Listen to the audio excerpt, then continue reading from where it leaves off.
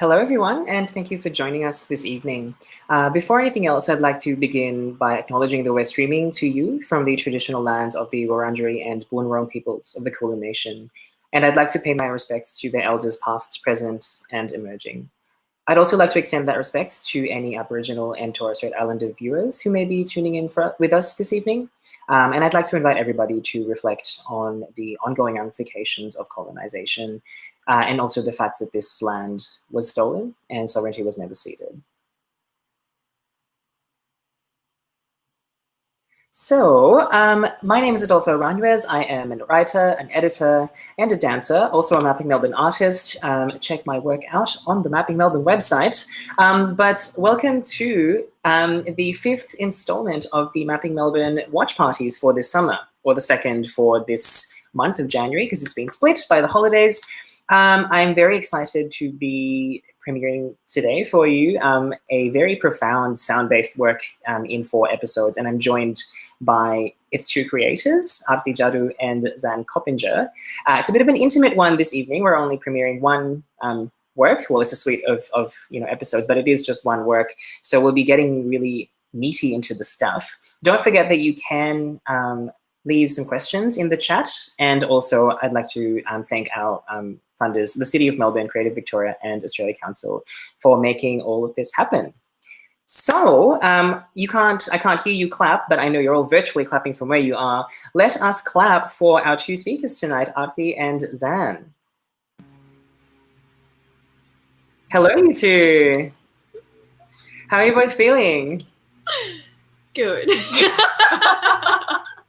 Yeah, good. I do. Sorry, you go.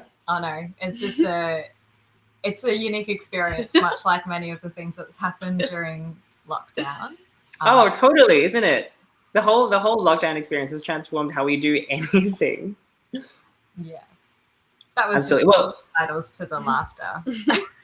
No, it's good. It's good. And I also appreciate our respective dramatic lighting situations. Apologies in advance to our audience. These lighting bits will change as the day progresses, but you know what? We are part of, we are placed and embedded in our context, and that is fine. Thank you again for joining us.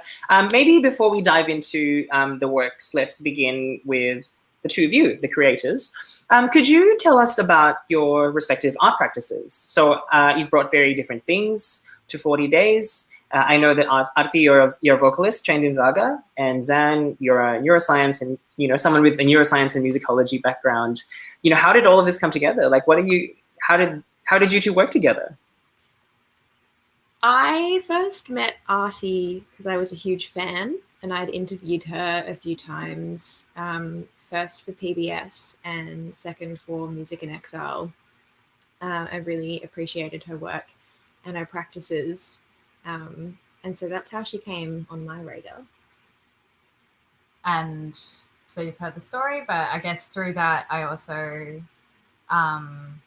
came to know what Xan was studying at the time and saw her work through the podcasts and her sensitivity towards subjects that I thought would be really valuable to contribute to something or just collaborate on. And the more that we got to know each other, the more I realized actually how serendipitous, I guess, that connection was.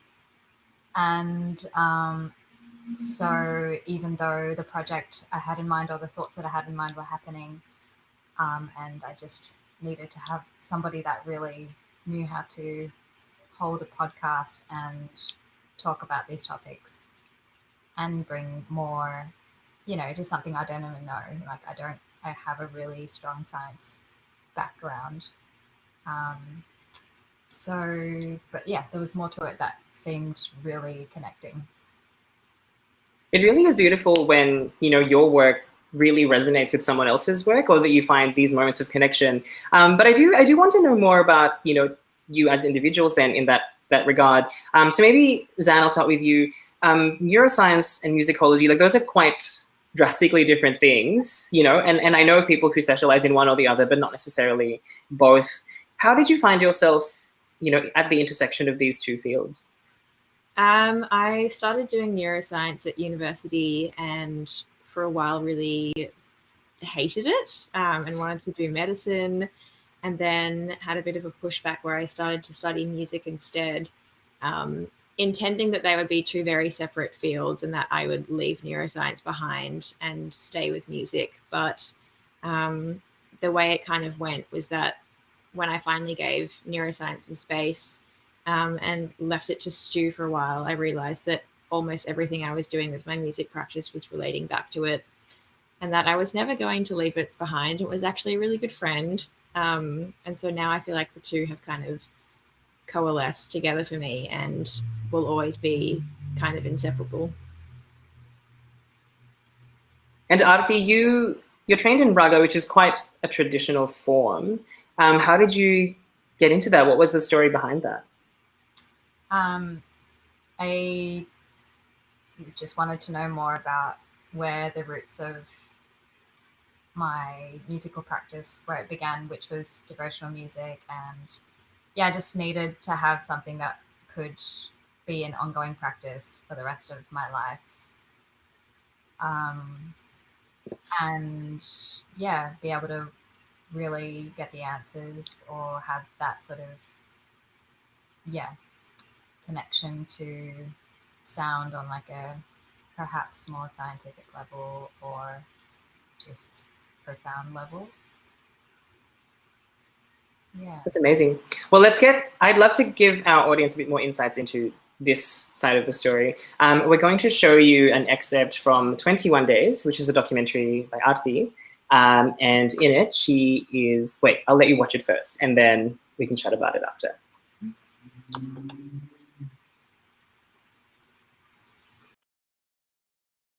Musician, for me, I feel like they're like monk. yeah, You know, most of musicians in India is easy because it's a different tradition. If you're living in Western world, it's really different. So musician is like they are monk. It's like when they practice music, it's like they do practice their spiritual path or whatever you can call.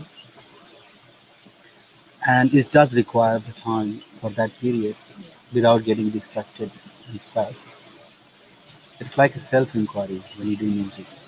It is, because when you start to collaborate with the notes and stuff and try getting in the tuning, you're not actually just getting right tuning, you're actually seeing yourself as well, your personality, who you are.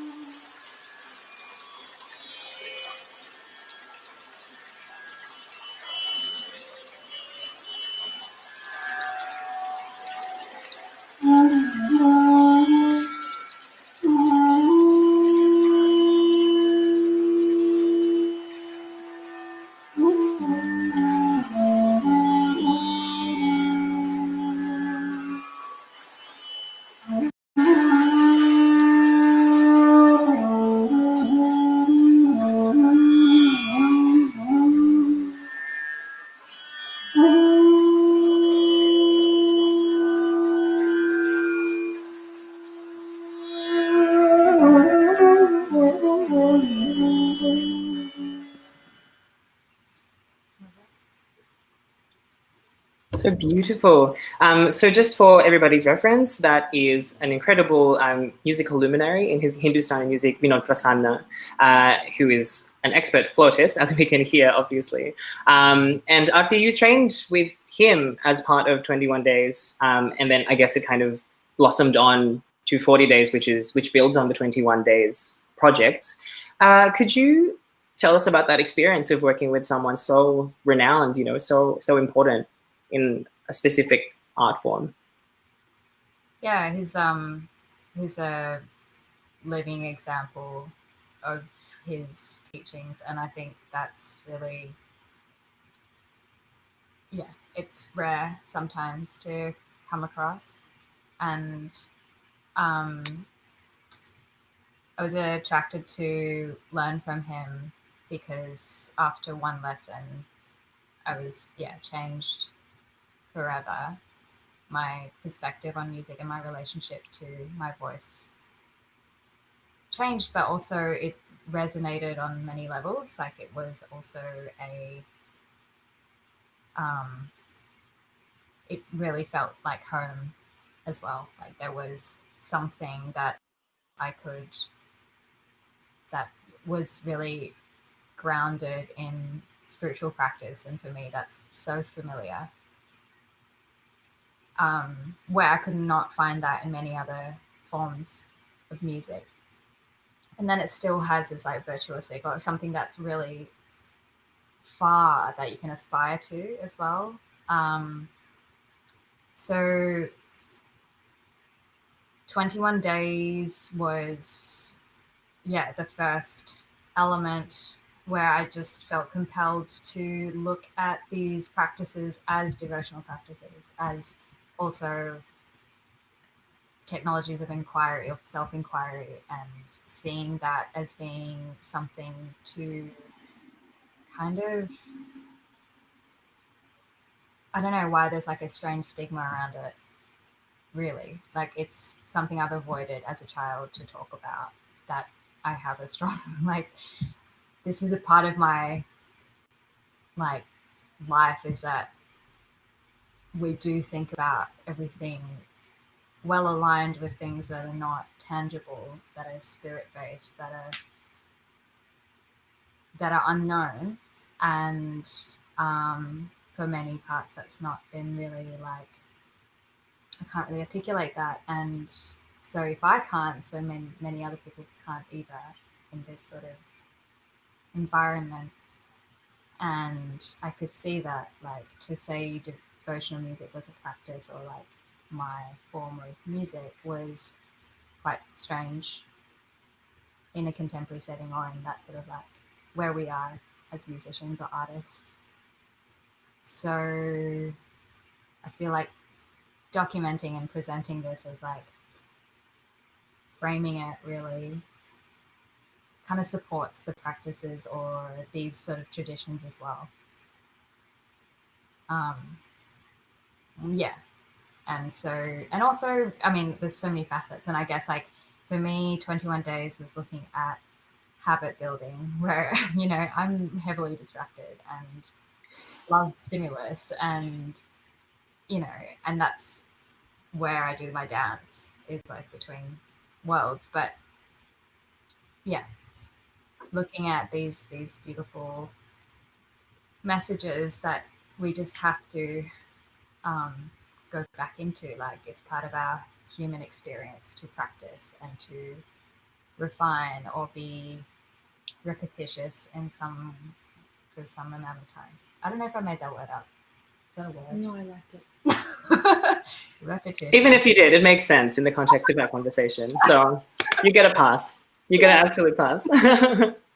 I love this kind of idea of reconnecting the spiritual with the artistic, which, for the longest time in human history, that was, there was this idea that there is something prophetic or there is something ethereal about creativity. And it's interesting to me too that then you're bringing in Zan's perspective, or maybe not Zan's, the scientific perspective via Zan, which, is traditionally this kind of oppositional idea between, it counterposes that spiritual, ethereal thing with the physical and the logical. But on that note, let's talk about 40 Days now, which is quite expansive.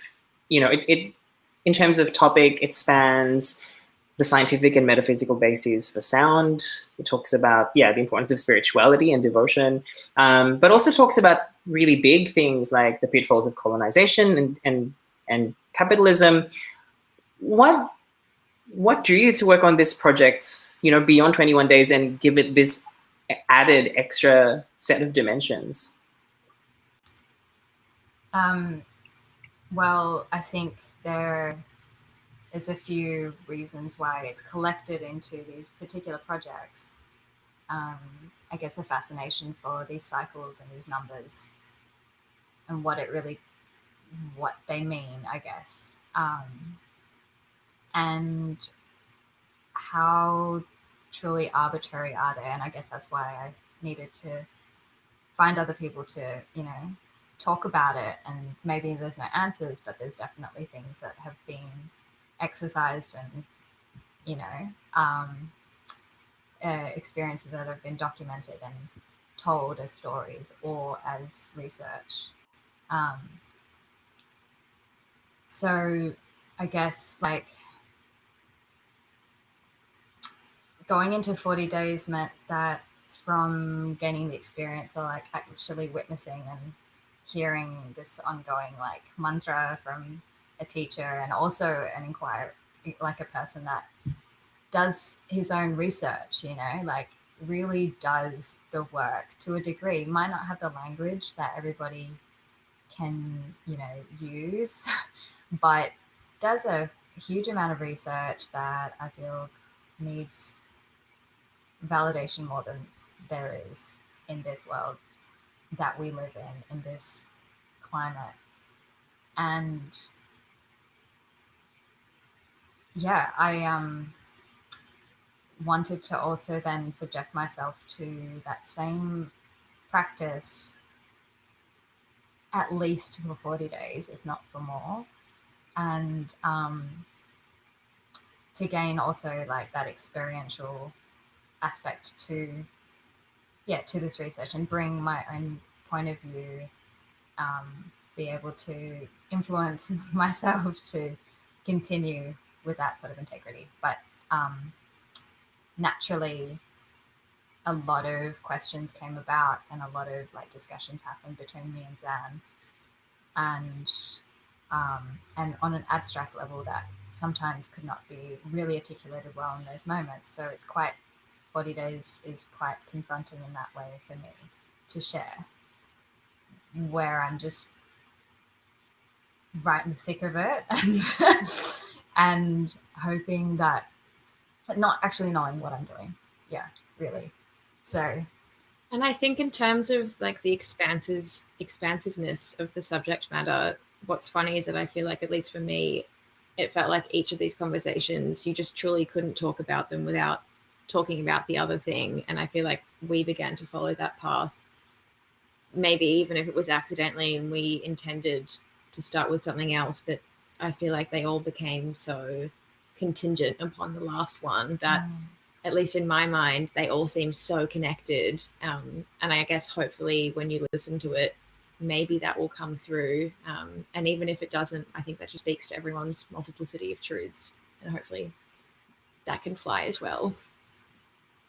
Such a beautiful way to put it. Well, I think at this juncture, it might be worthwhile for our audience to gain a bit of understanding of what 40 Days actually is. So we'll be playing for you 2 excerpts, one of which features Mishka Beckman as a featured guest. And yeah, these are but small parts of this beautiful, unraveling, undulating work of profound wisdom.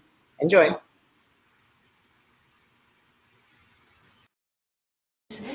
Limitation is essential to learning. Mm-hmm.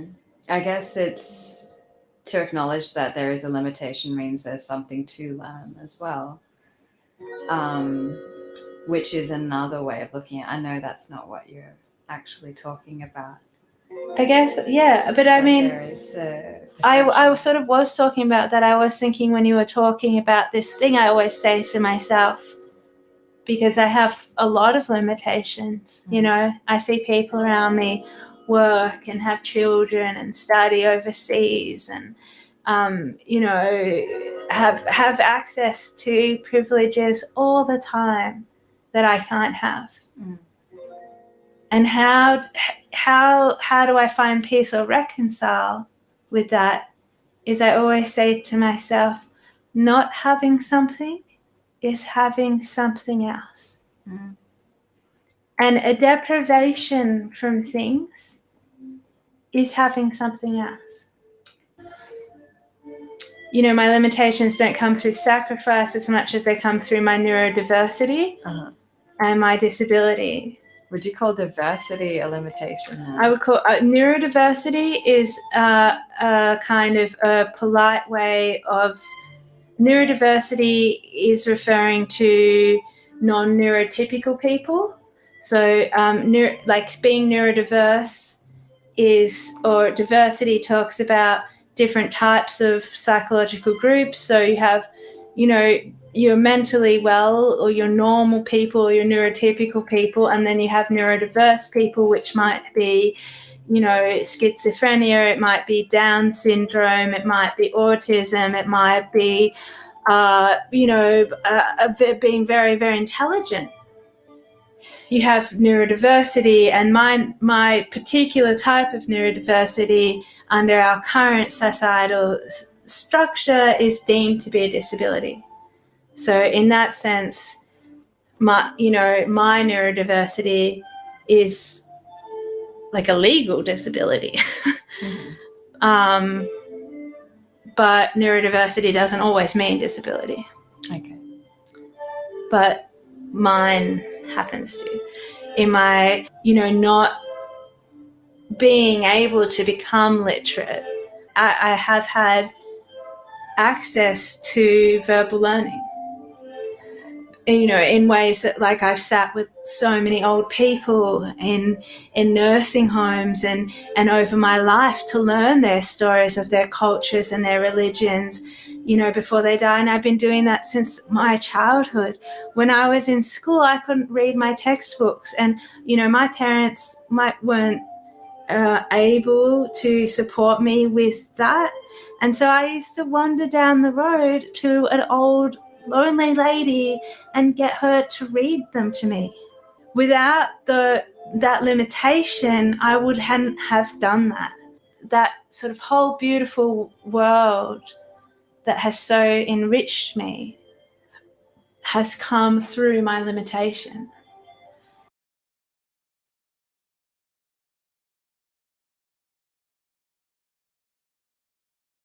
Ultimately, to ask how we learn is to ask how the human brain organizes, how the brain creates hierarchical meaning frameworks. And this is no small feat. Both habit and learning rely on neural networks being recalled with a certain amount of efficiency and frequency. As such, I like to think of habits as walking pathways. They are always present, they are always there, but your use of them, your feet upon the soil, that will create a wider and easier path to access as you trudge over and over the same pathway. With disuse, these paths will become overgrown and unusable, hard to access, inconvenient. And with overuse, they may weaken other systems as they use the majority of your attention, energy, focus, and intent.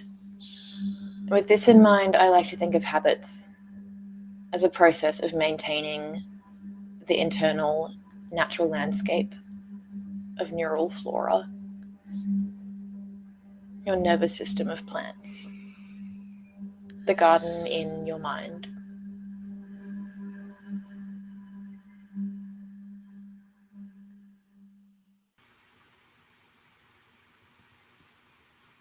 Wow, I do adore, the way you've, just in terms of the audio itself, the way you've put everything together. I assume that would be Zan's department.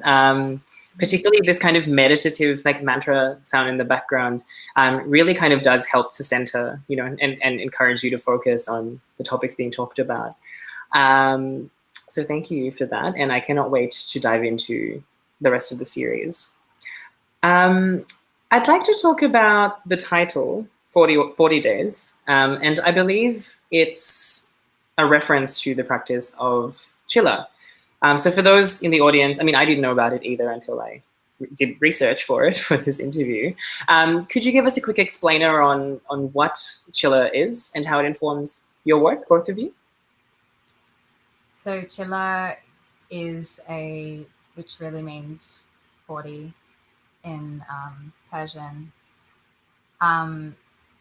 It's a period, like a long month, that is observed in certain ascetic practices where the body, I continue to do research, so I have no idea really truly what it's about, but what it says is that that's kind of how long the body can withstand really extreme limitations or sacrifices. So say sleep or eating, like not eating for that period. And certain really quite advanced or very curious yogis would go, or even Sufi musicians would take part in that sort of self-inquiry or like meditation. But it's been used in Hindustani music tradition as well as Sufism to also, observe that time as a cycle and cut out certain things and just fill it with your practice. You can also set out on a particular sort of set a goal and go for it and see how you go at the end. But some of the key factors of chilla is that you're isolated. So it was timed really beautifully as isolation, or ISO over here was like coming out. And it's also the quarantine. The word quarantine also means 40, which is based on the same idea of Jesus going away for 40 days. And 40 there's a lot of significance historically with the number 40. Yeah. So biblically and culturally. Yeah. I guess like how we take on these arbitrary or like these rituals or like just kind of adorn our language with things that are we don't even know. Like we say words and we're like, oh, we're talking about Jesus again, you know, like Classic English language. Yeah. And then we're saying like we're not religious. So yeah, it's pretty fascinating and fun to dig deep and unravel these things. So that's where 40 days came from. And I just love the idea of progressively looking at numbers and seeing what significances happen are there. Maths and music go hand in hand. So I guess it's like not going to be unusual for me to come back to numbers over again. In terms of the actual, your adoption of Chilla, the Chilla framework, how, and if this is too much of a spoiler, then feel free to ignore it, but how extreme did you go in terms of your, like the level of sacrifice and commitment that you put into this activity that you've taken on? Not a lot, like really. Especially I did not take part in Chilla, but I feel like from perspective, Aarti did an incredible amount and put in so much effort, and it was so incredible just to observe. And I feel like I need to just put that in before you say you did nothing. I think yes, don't self-deprecate. Why would you do that? I know, I'm like, she's not allowed to say that. Zan, this is a question for Zan. Please answer, Zan, about Aarti. I was so much. No, and so did Zan as well, actually. Definitely, and a huge amount of dedication to something that I can't even tell whether that was like a gift of like coming back and supporting something. I don't question your involvement and your intention, but like also, or whether that was something neutral in a weird way.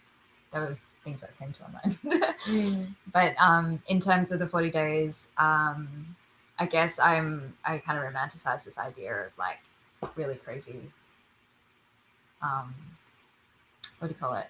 Sort of sacrifices and disciplines that even just as it was, like we all went through this period of no socializing or limited socializing. But there's a huge mental shift where you personally just take that out, or like you kind of choose to take that out. That you don't have to worry about that anymore. And I think that's what it was 40 days of not worrying about anything. And that was really, I think if I could sum that up, because there was times where like I was just like, I'm just doing quarantine. I'm just doing ISO. and I'm choosing to sing. And there's a lot of musicians that do that already. So what is the difference? And yeah, these were all things that just kept coming up, and observing like what actually happens already, what traditions, and how they get passed on, and how these are moved in like a secular way, you know, as opposed to things that are, yeah. Definitely sounds like there was a lot of, structure, imposition, and like discipline that was involved in the entire process. But then moving from the very conceptual and the very abstract to, how this structure or discipline played out in terms of the actual making of the work. What was that experience like? I mean, maybe Xan, as kind of the person bringing that groundedness to the project, how did you go about sourcing interviewees, the music? Did you, just talk us through the journey of bringing everything together. So I think my involvement began by visiting Aarti maybe weekly, intending, to more like check in, see how things were going, see how things were progressing, and flag maybe like things that we'd want to return to and talk about, things that were coming up, and kind of just make sure that there was a space to talk about anything that was coming up and see how we could incorporate that into the work and reflect on it. And then Interviewees, Mishka was a friend of Aarti's, and Vinod, we've heard from before. And then the music, I must mention that Aarti composed. I merely put it as a backing. So oh, amazing. Yeah. So I guess my involvement was very much in terms of creating a space to have conversations and helping to document the process, and then helping to put it together and piece it together and try conceptualize how I thought things might relate. And then obviously that was a very collaborative process as well, of seeing how we thought things might fit together in terms of both our views and how that might be best presented to other people. Yeah. Sorry, you go. No, I was going to say, and also contributing like a lot of her, like finding these correlations with, I guess, neuroscience, which I think was invaluable to objectively place into the podcast. No, it definitely offers an entry point for, for people who may be less familiar with the spiritual elements. And in turn, if you're more familiar with the spiritual, then you've got the scientific. So it's just this beautifully bridged work. Absolutely. I was going to mention something that Mishka brought up in the excerpt that we listened to, this idea of diversity and difference and, different ways of seeing, and something that's quite a powerful message in the series as a whole is this idea of learning through limitations. So, there are structures and limitations, even sacrifices that exist, but we kind of work with them to get to a certain other point. From your experience, but also, generally, what ways would you say can constraints or impediments actually fuel creativity? Well, I feel like even talking about how we collaborated in this process, a lot of what I tried to bring as well was acknowledging how we might have very different knowledge systems and systems of education that come from our upbringings, and how, at least from my perspective, I felt sometimes, or most of the time, that many of my systems were quite limited, and the way that I've been brought up to see the world in terms of the neuroscience perspective, yes, it's an education system, but it came with a whole host of other things in terms of a very like atheist upbringing and what that meant. And then pairing that with Aarti's experience, and then seeing how that limitation, when held together with her, led to creativity and led to us discussing how those two different worlds can interact. And I guess in that way, that limitation led to a lot of creativity between us. Amazing. Yeah. I think the point that I find really, really nice in this particular excerpt is that also that there was a limitation that was by choice, and then a limitation that was a condition that someone had to live through and work with and find the liberations through that. And then also I watched so many documentaries on Rag music during this time. It was like the only TV I could watch, which I was quite happy to do. So hit me up for any links. Really have a library full of them now.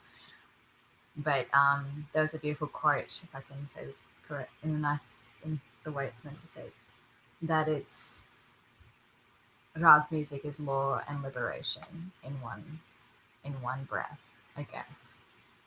So they also limit and adhere to the laws of harmony, let's say, but is equally beautiful and also expressive and so colorful. Like there's the darkest tones and the lightest and the most happiest and all these different things, but it's still like through those like boundaries that they put in it creates such a ridiculous amount of like exercises and virtuosity and the potential for pure art as well, like for that thing that we all love in art, the bliss that we're looking for. Absolutely. Art is a powerful vehicle, indeed.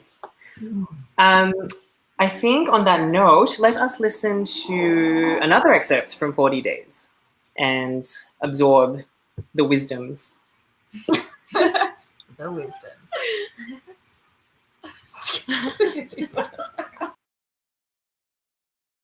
Rhythm systems, the orchestrated, beating, throbbing, surging polyrhythm of life. It's not just the human body, but all bodies and all entities that are in complex and constant phases of harmony and disharmony with the internal and the external. How these phases or oscillations lock in with each other and fall out of phase is kind of the ultimate orchestration and dance of all life, science, and philosophy. We can look at rhythms individualistically, look to our internal cycles, or we can study rhythms extrinsically and look at the external cycles that surround us and dance around us. Or we can do more than both of these. We can study rhythms with a collective and interdependent lens and see how these inside and outside oscillations move within, between, through, and against one another.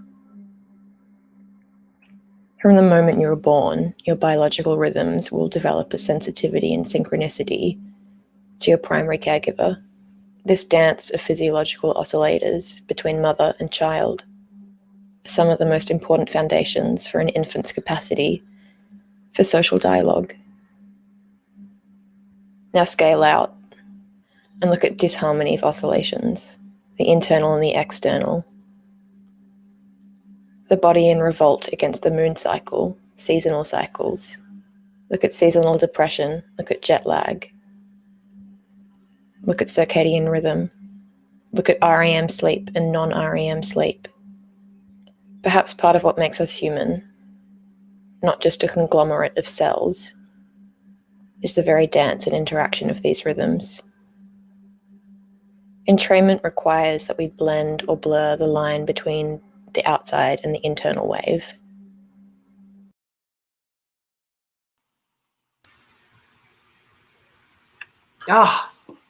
Talked about so many things that I will take away from this for my selfish reasons, for my selfish purposes, and reflect on. But for our audience's sake, and please don't forget, you can leave questions and we will cherry pick some and ask them of our guests. But to this point, we've now talked about, quite, reflective things about natural cycles and natural laws and harmony and rhythms. And it seems, this is a quite a strong element of not just 40 Days, but both of your, interests and work. Could you tell us more about, that interest in cycles and a more holistic way of being? I guess it's so like you can see them happen, like the way Zan was putting it in the podcast, like there's small cycles which our systems are formed around, whether it be calendar or our sleep or a clock or whatever. And then there's like, even within that, there's smaller cycles that we feel, like blood flow and whatever. So I think it's nice to see sciences that actually put all those things together and then talk about things that are untangible as well, that we might not think of or might not be perceptible to. Perceive, sorry. Yeah, I think to me it's great to observe them, and then the marking of it is how we form ritual. That's the first thing that comes to my mind. I think I'm kind of babbling. I feel like my experience with cycles was very much began through science. And honestly, I kept bringing back in this podcast how my knowledge of cycles and my appreciation for cycles and how they might scale from the micro to the macro was how I relate that through like quantum physics, and how for me, I feel like that has always been a huge bedrock for appreciating how systems interact, especially in the case of quantum physics, in ways that we can't tangibly explain, and how that really crosses over to a lot of spiritual practices, and how beautifully synchronous they are, but also how in so many ways physics and spirituality aren't considered that synchronous. Also rambled, sorry. No. I mean, one can't help but ramble when talking about things like quantum mechanics and how, the very bases for the physical natural worlds are these unpredictable particles. So no, I get it. I'm now rambling as well. Maybe this is a conversation to take elsewhere. But to bring it back, from my research, a key component of Chilla is, the setting of structures and disciplines that allow you to, improve yourself. And that process of self-improvement enables what you two have called a downloading from within oneself. How does that downloading from oneself work in the context of an artistic practice? I think the thing that's really fascinating about Chilla, or a lot of these sadhanas, which are spiritually or like kind of defined moments of time where you like remove certain things so you can just focus on creating a habit or creating this, like through cycles, create a formation and observe that. But the in these sort of things, there is this idea of kind of simplifying and observing one thing, which is kind of like a petri dish. And then you really don't have that many variables. So where are you drawing that inspo from? And sure, you have memory, but if you're even working towards simplifying those things, or actively being aware of the present moment as opposed to a past moment or a fantasy, then that's what we're talking about. Is like, this is an internalized, like you're actually learning how to find answers inside, as well as seeking knowledge, having guidance, having years of guidance, checking in, like you find stuff out there and then you check within, but you're being taught how to access that. And I think that is specifically what I was looking at in terms of the differences of educational systems. And it's completely so valid and so important to see what like globalization and things like the internet and external, like, you know, relationships and stuff like that, like how that feeds into learning. But that's, to me, a way of defining what I meant by downloading. Yeah, it's definitely a term that Aarti came up with and brought to me and taught me a lot about. So I won't take any credit for the downloading technology. That's all her. She didn't know what downloading was before. She taught me a Crazy. lot.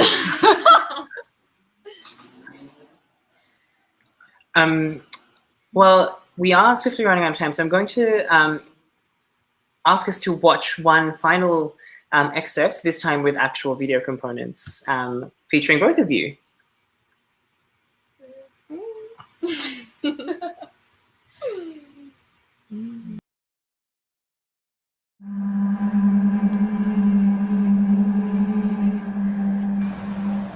My upbringing was agnostic, but I grew up pretty extremely devoid of spiritual practice. I ended up finding solace in science for a while, and I used it a lot to try and understand the meaning of the world. That was a very crippling choice of tools to use, and after realizing that no neuroscience degree was ever going to show me the meaning that I think I was really after, or answer questions of existentialism that couldn't really translate to an anatomical diagram of a human brain, I abandoned that too. I think maybe it's part of coming of age that I let go of the belief that I need to ascribe to a single system, that I need to feel part of a single system. Geographically and culturally, I don't particularly think I belong in any particular place. And I don't think I belong to a particular system. And for a while that really crippled me, because everyone wants to belong. I think I realized at some point that no one system would ever be able to give me the answers I was looking for. And when I let go of that belief, my life started to become inundated with unexpected spiritual practice. And where I am currently is probably quite happily sitting in a place of spiritual ambiguity, scientific ambiguity, religious ambiguity, and a comfort in ambiguity,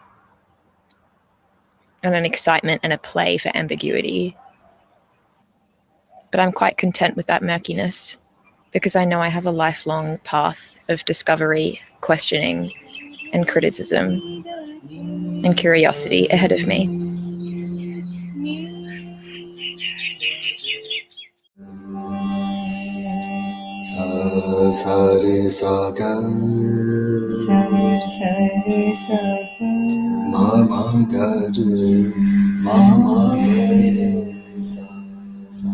I'm of Indian Mauritian background living in Australia, so my cultural context consists of the influence of 3 countries colonized in history. 2 of the 3 have reached independence, but all are subsequently resonating with its impacts. It's beyond me to understand the necessity of imperial ideas. Perhaps in essence, it's a very human flaw in very enthusiastic, active, and ignorant visionaries. And so I just imagine if such individuals of a group did just a bit less and found nothing else to blame. During the 40 days, I had similar painful reflections on my own strengths and weaknesses. Here is something from my journal I wrote when my discipline was slipping. I see myself fail and watch society fail itself too.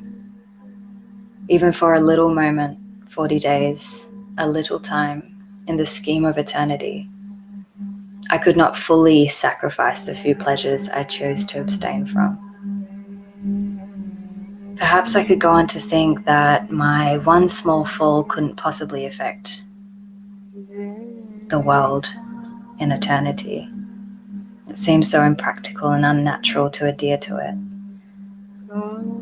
to this ideal. But then there's also the understanding of, I guess, cause and effect, and that it is true. So many things to stew over. We've got an audience question from Freya. Has doing this work allowed you to understand your own rhythms and cycles in an ongoing daily practice? And was that an active goal of doing the work?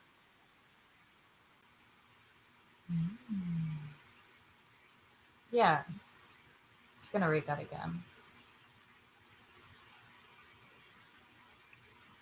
Yeah, I'm surprisingly a person that doesn't have any routine. Like, I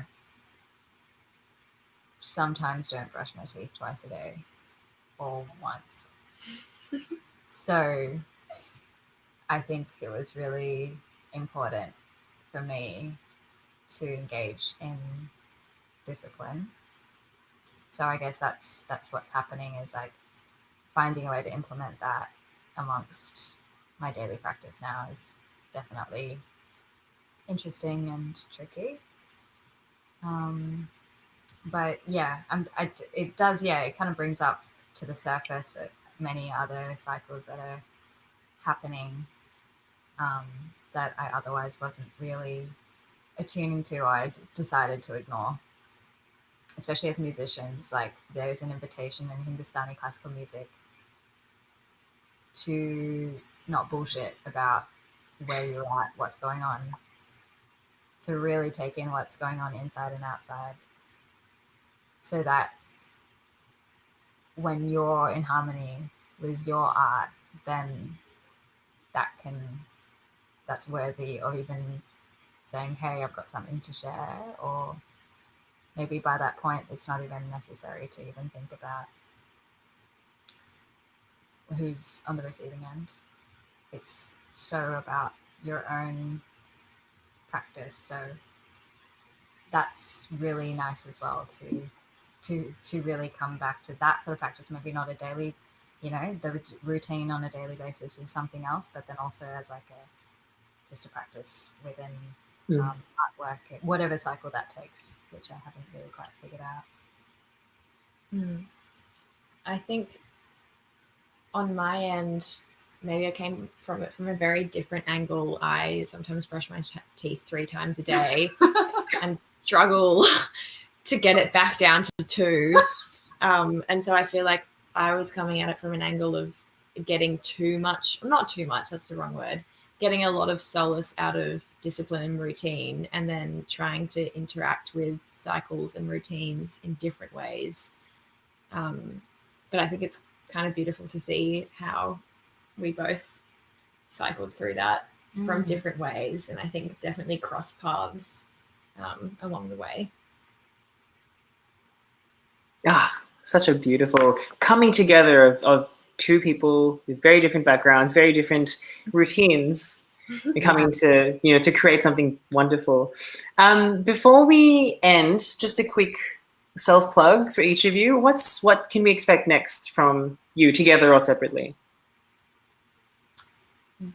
A neuroscience clubbing night. We're just talking about it then. We both DJ, love clubbing. There's a section in this podcast that discusses that as well. So I'm going to try and work Zan into to going into that project as one of the, I think, this project will continue on in so many different ways, whether it's individually in our own bodies and works, or if it's together. And so I feel like a clubbing night's in order, and also more, for me it's observing and understanding more numbers and rhythms there. Yeah, I feel like this is such an ongoing conversation, and definitely not a finite project of one work. So I hope again, mutually, that it's an ongoing thing because there's so much more to unpack. Yeah, and in terms of my own stuff, I'm trying to write music, but also working in the mental health sector now. So again, taking another deep dive in a different direction and seeing where that leads me. Very exciting. Well, thank you both for gifting us with this habit, this piece that dives into habit, harmony, cycles, discipline, finding the spiritual in the everyday. And I definitely cannot wait for everyone to stick their ears into it or plug it into their ears. Don't forget, everybody, that you can listen to the episodes via the Mapping Melbourne website. Hopefully you've been paying attention. You would have seen some links as well to these lovely people's work. Don't forget to join us next week for tomorrow. My gosh, don't forget to join me tomorrow for another watch party. And a massive thank you to you both for joining me. And thank you to our funders, City of Melbourne, Creative Victoria, and Australia Council. Have a good night, everybody. Thank you so much for having us. It was Thank such a you. pleasure. Thanks, Matt. Thanks. Thanks, bye. Yeah.